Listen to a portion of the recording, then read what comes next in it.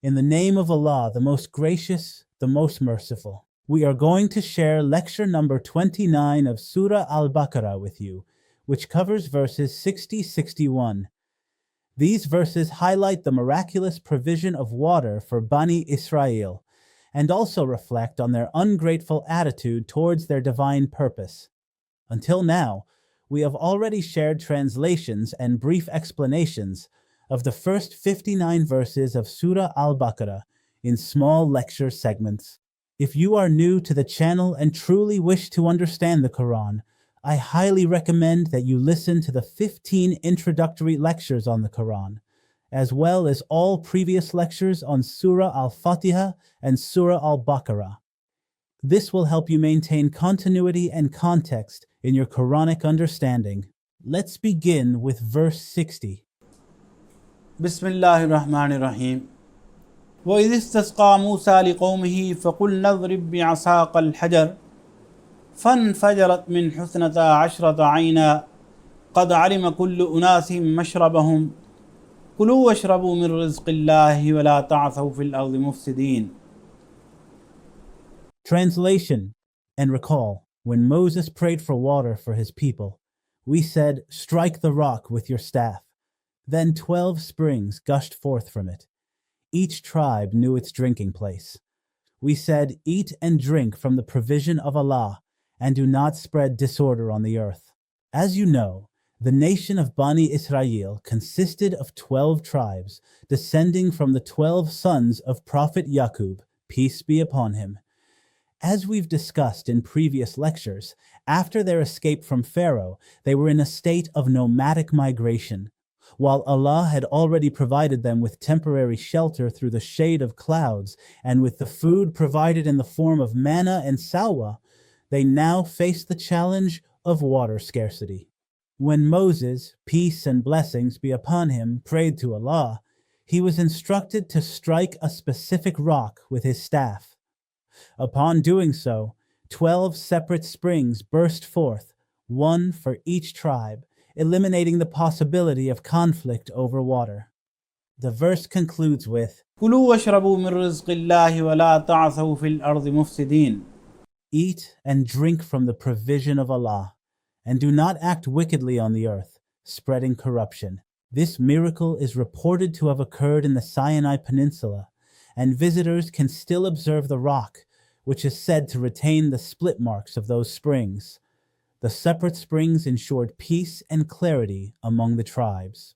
Now let's move to verse 61. وَإِذْ قُلْتُمْ يَا مُوسَى لَن نَّصْبِرَ عَلَى طَعَامٍ وَاحِدٍ فَادْعُ لَنَا رَبَّكَ يُخْرِجْ لَنَا مِمَّا تُنبِتُ الْأَرْضُ مِن بَقْلِهَا وَقِثَّائِهَا وَفُومِهَا وَعَدَسِهَا وَبَصَلِهَا قَالَ أَتَسْتَبْدِلُونَ الَّذِي هُوَ أَدْنَىٰ بِالَّذِي هُوَ خَيْرٌ اهْبِطُوا مِصْرًا فَإِنَّ لَكُم مَّا سَأَلْتُمْ وَضُرِبَتْ عَلَيْهِمُ الذِّلَّةُ وَالْمَسْكَنَةُ وَبَاءُوا بِغَضَبٍ مِّنَ اللَّهِ ذلك بأنهم كانوا يكفرون بآيات الله ويقتلون النبيين بغير الحق ذلك بما عصوا وكانوا يعتدون. Translation. Remember, you grumbled, "O Moses, we cannot endure one and the same sort of food. Pray your Lord to bring for us the products of the earth, green herbs, vegetables, corn, garlic, onions, pulses, and the like." Moses replied, "What would you exchange that which is meaner for that which is nobler? Well, go and live in a town, and you will get there what you demand." By and by they became so degraded that disgrace and humiliation, misery and wretchedness were stamped upon them, and they incurred Allah's wrath. That was because they began to reject the revelations of Allah and kill his messengers without any just cause. That was the consequence of their disobedience and their persistent transgression against the law. During the desert years, Allah intended to shape Bani Israel into a spiritually elevated and disciplined nation. Freed from Pharaoh's tyranny and now given divine law, they were meant to lead humanity.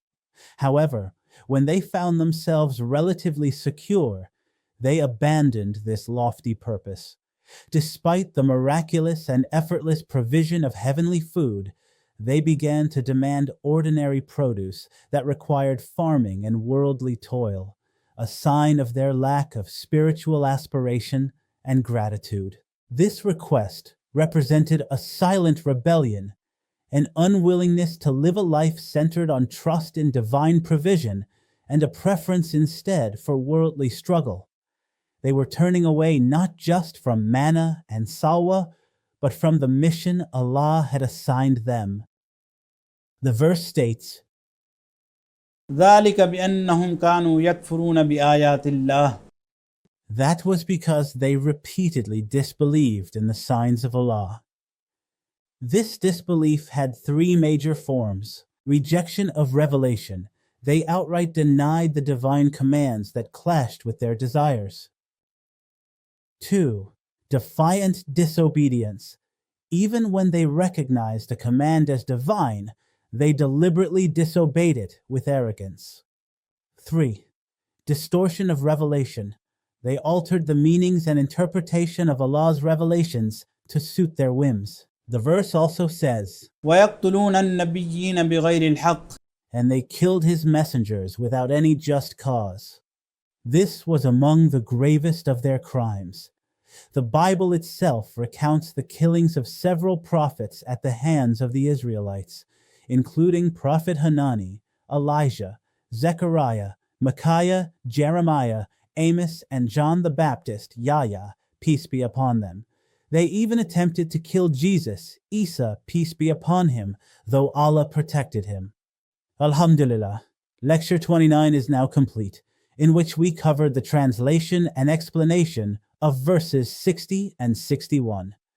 Inshallah, in the next lecture, we will proceed with verse 62. May Allah grant us the ability to understand the Quran and act upon it. Ameen. Until the next lecture, take care. Allah Hafiz.